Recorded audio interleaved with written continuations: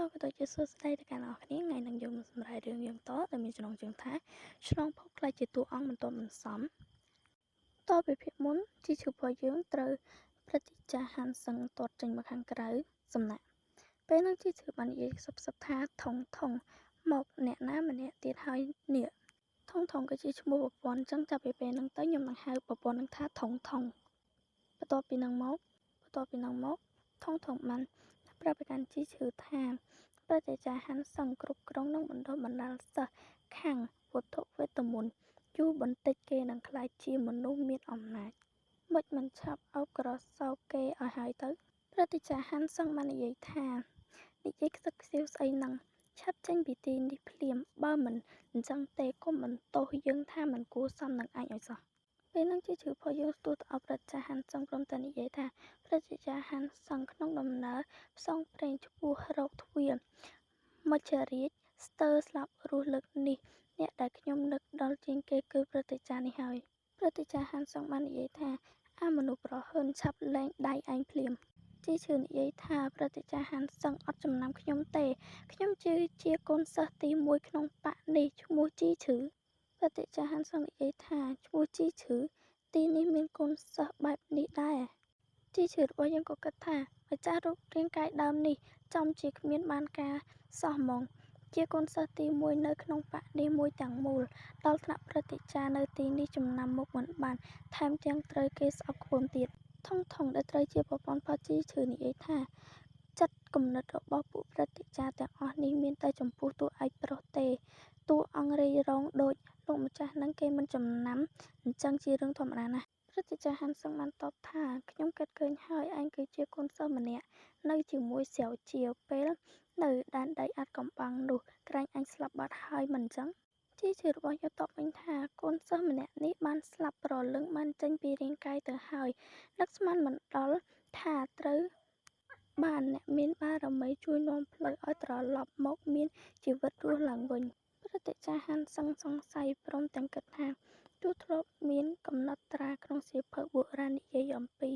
ព្រលឹងចេញពីរាងកាយហើយក៏ជួបជាមួយបុគ្គលអមតៈណាម្នាក់រួចក៏ត្រឡប់មករស់ឡើងវិញក៏ដោយតែឥទ្ធិភាពពិតមិនធ្លាប់បានឃើញមានទេអាចទេដែលជាអំពើរបស់ពួកបិសាចពេលនោះព្រះចាស់ហាន់សឹងបានយកដៃទៅដាក់លើក្បាលផជីឈឺរបស់យើងហើយជីឈឺរបស់យើងក៏វិលវល់តែម្ដងទៅថាអត់យល់ជីឈឺរបស់យើងក៏សួរទៅកាន់ថងថាអាចស្ដាប់ឮអត់តើគេកំពុងធ្វើស្អីនេះថងតបទៅកាន់ជីឈឺវិញថាអត់ដឹងទេប៉ុន្តែក្នុងខ្លួនគេគ្មានបំណងសម្លាប់លោកម្ចាស់ឡើយគួរតែគ្មានបញ្ហាអ្វីទេពេលនោះព្រះចាស់ហាន់សឹងបាននិយាយថាប្រលឹងមានលំនឹងខ្យល់ដកដង្ហើមបរិសុទ្ធមើលទៅឯងមិននិយាយកុហកទេប៉ុន្តែពេលហ្នឹងជីឈឺរបស់យើងបញ្ចេញខ្យល់ហូរយ៉ាងទៅរបៀបថាធូរទ្រូងណាពេលនោះព្រះចាស់ហាន់សឹងបាននិយាយថាអ្នកណាឲ្យឯងពាក់ខោអាវបនសពមកស្រាវជាកំពុងសម្រាប់ព្យាបាលនៅឡើយបើឯងហ៊ាននាំភាពអមង្គលដល់គេឯងនឹងថាត្រូវទទួលទោសយ៉ាងម៉េចទេពេលនោះជីឈឺក៏និយាយតាំងរលីងរលោងថាសុំទោសព្រឹទ្ធាចារ្យខ្ញុំពិតជាបារម្ភពីសិស្សប្អូនតូចខ្លាំងណាស់មកពីខ្ញុំមិនល្អខ្ញុំមិនអាចការពារសិស្សប្អូនបានព្រឹទ្ធាចារ្យហាន់សឹងបាននិយាយថាឯងមកយំទួញសោកស្អីនៅទីនេះបើធ្វើឲ្យរំខានដល់ការសម្រាករបស់ស្រាវជ្រាវយើងនឹងធាក់ទម្លាក់ឯងពីលើភ្នំហើយជីឈឺរបស់យើងក៏និយាយថាដឹងហើយ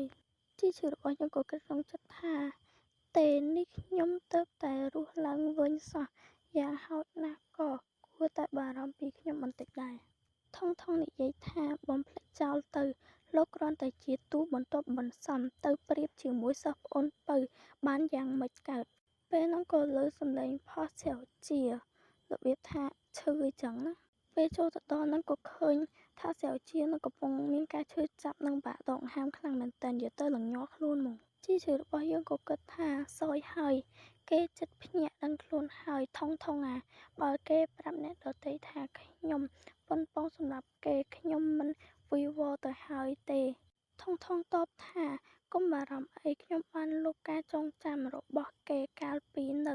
ដែនដីអាថ៌កំបាំងនោះរួចហើយជីឈឺក៏គិតថា បើដូច្នេះខ្ញុំងាយនឹងធ្វើឲ្យគេទុកចិត្តបានហើយណោះហើយក៏រីករាយមកពេចពេលនោះថងប្រាប់បន្ថែមថាប៉ុន្តែការចងចាំកាលពីមុនដែលលោកម្ចាស់ធ្លាប់ធ្វើបាបគេពីមុននោះខ្ញុំគ្មានវិធីអាចលុបបានទេអញ្ចឹងមានតែពឹងលើខ្លួនឯងទេពេលនោះក៏កាត់ទៅក្នុងសុបិនផុសទួប្រុសហើយក៏មានសម្លេងមួយបន្លឺថាឯងភ្លេចថ្ងៃដែលយើងវឹកហាត់អាវុធជាមួយគ្នាហើយឬសម្លេងនឹងបន្តទៀតថាធ្វើរឹកស្អីទៅឯងក៏ពេញចិត្តនឹងវាខ្លាំងណាស់ដែរតើហើយសម្លេងទាំងអស់ហ្នឹងក៏និយាយបន្តបន្ទាប់ឯងចូលចិត្តអារម្មណ៍បែបនេះណាស់មិនចឹង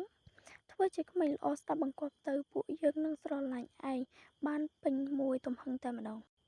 មកចាប់មកហើយក៏មានសលេងសើចតែឡើងយើងពេលហ្នឹងសៅជាក៏ស្ទុះងើបទាំងផិតភ័យហើយនិយាយថាទេពេលសៅជាងើបឡើងក៏គិតថាដំណាក់ធំក្រែងមិញនេះខ្ញុំបានស្លាប់ដោយសារអស់ធម្មពលហើយតើរបៀបថាងឹងឆ្ងល់ដោយសារសៅជាយើងហ្នឹងគឺដឹងពីអនាគតរបៀបថាគាត់ក៏ស្លាប់មកដែរហើយចូលក្នុងអតីតកាលចឹងទៅពេលនោះប្រតិចាហាន់សឹងនិយាយថាសៅជាទីបំផុតឯងដឹងខ្លួនហើយមិញនេះយល់សុបិនអាក្រក់ឬសៅជាគិតថាអាចទេដែលខ្ញុំកើតឡើងវិញម្ដងទៀតពេលនោះប្រតិចាហាន់សឹងយកដៃប្រុងទៅប៉ះសៅជាពេលនោះសៅជាគិតចេញព្រមទាំងនិយាយថាខ្ញុំមិនអីទេពេលនោះជីឈឺក៏លេចមុខមកហើយនិយាយថាសិស្សប្អូនតូចឯងដឹងខ្លួនហើយឲ្យសិស្សច្បងសុំមើលចាប់ពេលហ្នឹងសៅជាផុសយើងនោះគឺសម្លាក់ជីឈឺហ្មងដែលធ្វើឲ្យជីឈឺផុសយើងនោះភ្ញាក់ហើយក៏គិតថាក្រែងថាបានលុបការចងចាំរបស់គេកាលនៅដែនដីអាថ៌កំបាំងហើយតើមិនក៏គេនៅយកក្រសែផ្នែកពិឃាតមកសម្លឹងខ្ញុំទៀតជីឈឺរបស់យើងក៏គិតទៀតថាតើម្ចាស់រាងកាយដើមនេះពីមុនធ្លាប់ធ្វើអាក្រក់លើគេច្រើនប៉ុណ្ណាទៅជីឈឺក៏គិតសួរទៅប្រពន្ធថាគេអត់សម្លាប់ខ្ញុំណាយ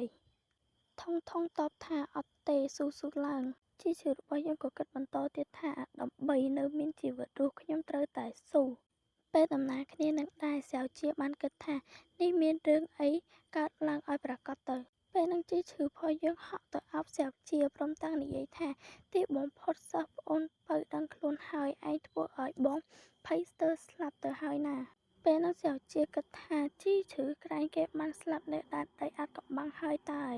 ហើយព្រះចាហាន់សឹងបានចាប់លើកជីឈឺផុសយើងព្រមទាំងបោះទៅមកខាងលើសូត្រផ្លាច់តែម្ដងពេលហ្នឹងព្រឹទ្ធាចារ្យហាន់សឹងសួរទៅកាន់សៅជាថាឯងមានមិនស្រួលខ្លួនត្រង់កន្លែងណាទេ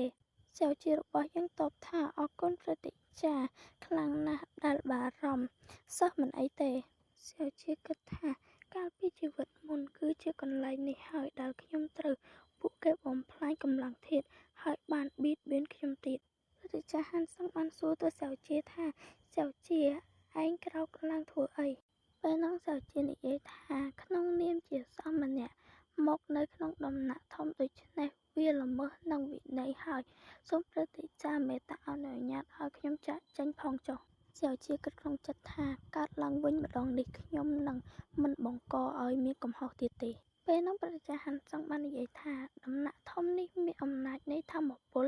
ខ្លាំងឯងមានរបួសធ្ងន់អញ្ចឹងទៅសម្រាប់ព្យាបាលនៅទីនេះគឺល្អបំផុតហើយ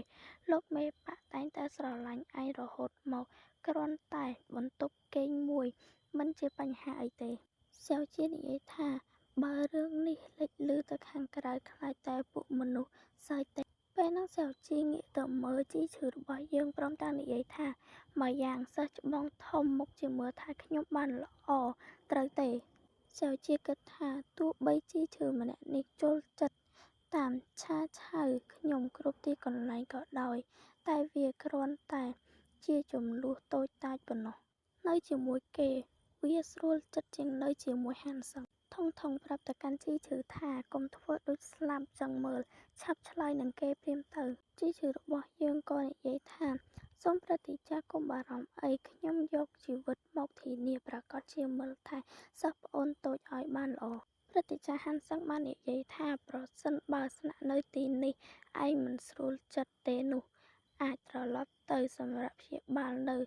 ដំណាក់ខ្ញុំបានអញ្ចឹងបានស្រួលចិត្តជាងនៅទីនេះខ្លះសៅជាបានតបទៅកាន់ព្រឹទ្ធាចារ្យហាន់សឹងថាព្រឹទ្ធាចារ្យហាន់សឹង បារម្ភជ្រុលពេកហើយកូនសិស្សគ្រាន់តែស្នាក់នៅដោយខ្លួនឯងមួយរយៈប៉ុណ្ណោះសូមព្រឹទ្ធាចារ្យអនុញ្ញាតពេលហ្នឹងជីជ្រូរបស់យើងបាននិយាយថាសិស្សប្អូនតូចទើប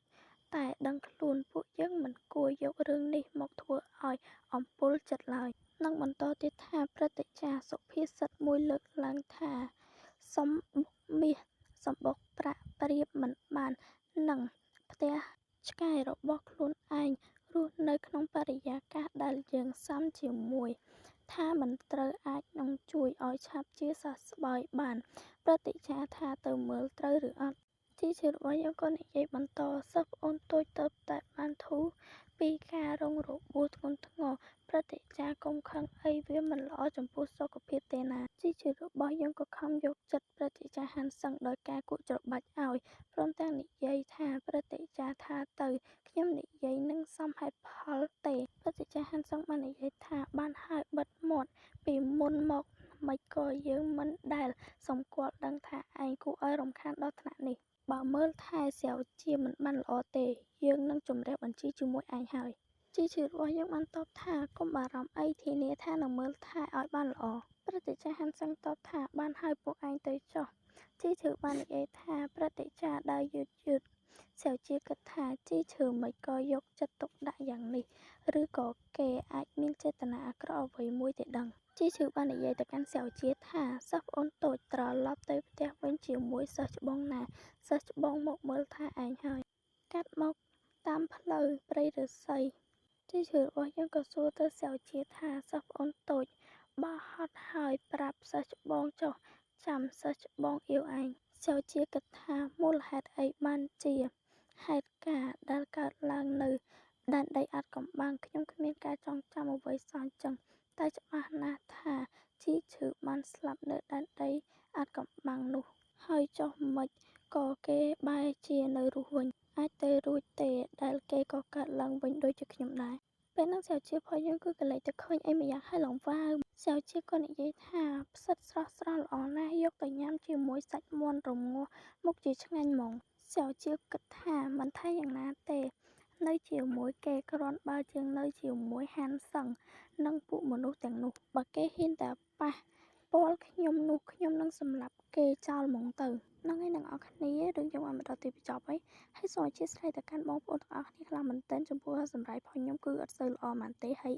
គឺថាការដាក់ចំណងជើងផងខ្ញុំគឺភ្លេចភ្លាំងតែម្ដងហើយហ្នឹងហើយអត់មានអីនិយាយច្រើនទេ